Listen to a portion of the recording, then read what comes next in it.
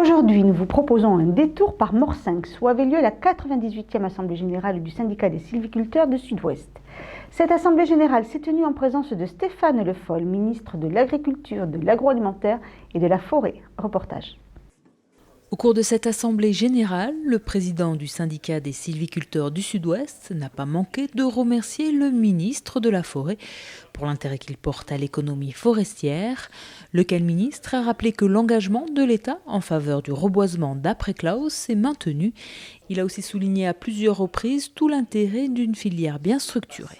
Je sais que le travail qu'on a fait depuis 2-3 ans commence à être à la fois pas reconnu au sens où ça serait une reconnaissance d'une action, mais ça commence à se voir, ça se sait, et le CISO ici aura été à la fois exigeant dès le départ, et je me rappelle quand je suis arrivé, je l'ai rappelé sur la tempête Claus et les 60 millions d'euros que nous avons débloqués, mais un acteur important dans l'innovation, dans les réformes qu'on a engagées, et surtout dans, je l'ai dit, dans l'idée toute simple que pour être performant économiquement, écologiquement, demain, il faut être organisé. Et là, on a un exemple d'organisation.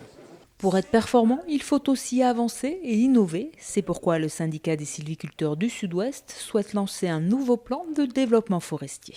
Après la tempête Claus, comme ça a été dit, aujourd'hui presque 200 000 hectares ont fait l'objet du reboisement, 170 000, de nettoyage de 100 000.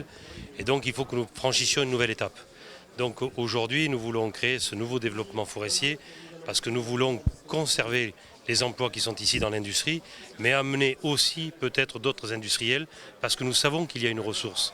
Contrairement à ce que l'on avait pensé, on croirait qu'il y avait une baisse de notre production. Or, il s'avère que par l'accroissement, on le voit aujourd'hui, il y a cette activité qui est là. Et donc, nous voulons booster notre activité et que les forestiers en retrouvent un intérêt. Valorisation du bois et chimie verte sont des axes de développement pour les sylviculteurs qui pourront compter sur le soutien de l'État dans leur plan de développement forestier. On l'accompagnera avec un certain nombre de mesures, et ils ont été rappelés d'ailleurs tout à l'heure sur les dispositifs fiscaux qu'on a mis en place. Le CIFA est important, les systèmes CDO, le système DEFI qui est aussi qu'on va adapter, qu'on va continuer à adapter pour aider. Le fonds stratégique, qui est abondé aujourd'hui, on a discuté, centimes forestiers plus la prime défrichement, mais avec des objectifs à plus moyen et long terme, avec les débats qu'il y a sur la lutte contre le réchauffement climatique, sur une mobilisation des fonds carbone. Bon, ce fonds, il existe maintenant, donc on va accompagner tous ceux qui vont penser les 10-15 ans à venir, avec en plus une discussion, vous l'avez compris, sur un plan national sur la forêt et le bois en France, qui va définir des grands axes stratégiques, qui sera décliné au niveau régional et qui va permettre à partir de là de s'engager dans le processus concret du développement de cette filière. À Morsinx, le syndicat des sylviculteurs du Sud-Ouest est reparti de cette 98e Assemblée Générale, satisfait des annonces faites par le ministre.